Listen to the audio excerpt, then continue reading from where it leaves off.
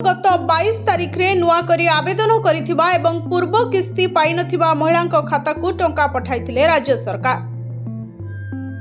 प्रथम और द्वितीय किस्ती बाद पड़िथिबा 2,55,265 जन को टंका दिया जायथिला।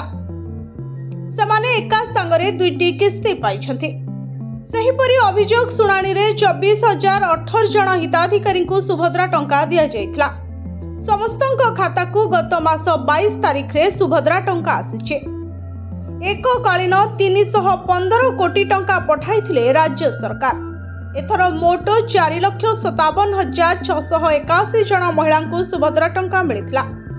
सेहि भली नुआ करी आवेदन करिथिबा 1,78,398 जन महिला खाता को सुभद्रा योजनार प्रथम किस्ती टंका जायथिला। तेबे चतुर्थ किस्ती टंका केबे आसिबो, केउ माने पाइबे, एमिति अनेक प्रश्न उठुथुला।